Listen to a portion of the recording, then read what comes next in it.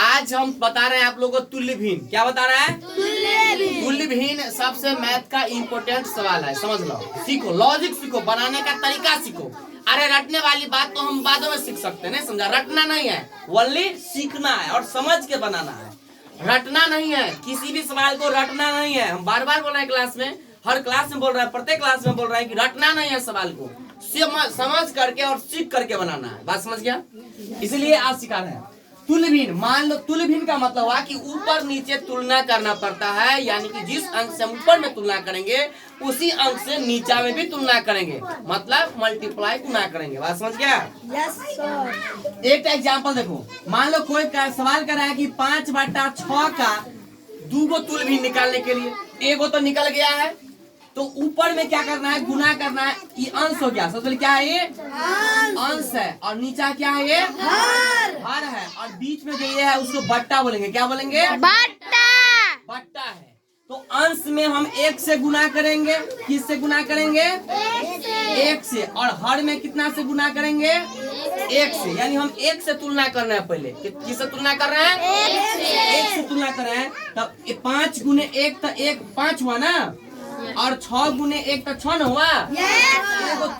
एगो तुल्य ये हो गया। बात समझ गया?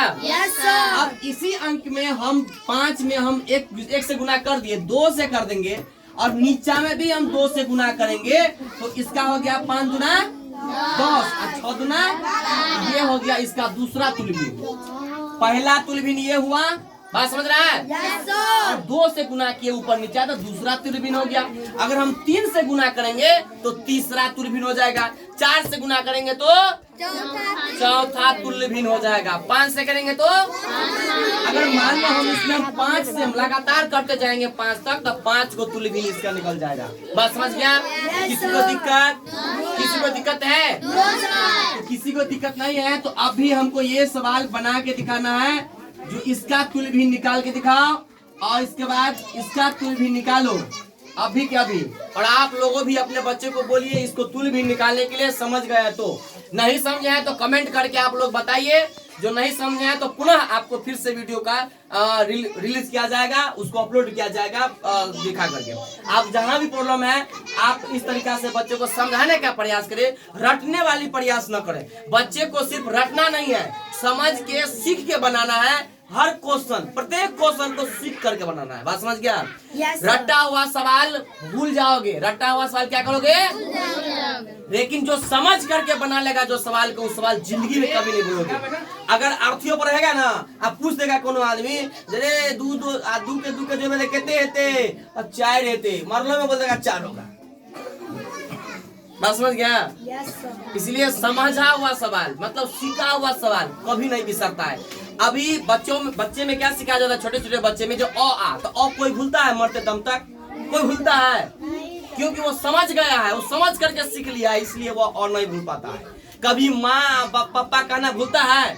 क्यों नहीं भूलता है? क्योंकि बचपन में उसे सिखाया जाता है, समझाया जाता है कि ये माँ है, ये पापा है, ये माँ है, ये पापा है, ये माँ है और ये, इसलिए वह नहीं भूलता है। समझ जाता है तो समझ गया बात? किसी को दिक्कत हुआ? ये तुल्य भिन्न में किसी को दिक्कत हुआ? तुल्य भिन्न में क्या करेंगे? ऊपर में अंश में हर में समान अंक से गुना करेंगे। 1 से गुना करेंगे तो ऊपर में 1 से गुना का नीचा में भी करना है।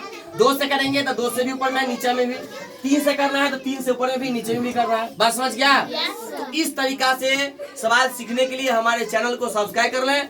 अगर फेसबुक पेज पे है तो फॉलो कर लें, और कमेंट करना ना भूलें, और शेयर करिए ताकि एक से एक बच्चे इस सवाल को समझ पाए। और यह सबसे बेस्ट सवाल है, बेसिक नॉलेज है ये बच्चों के लिए।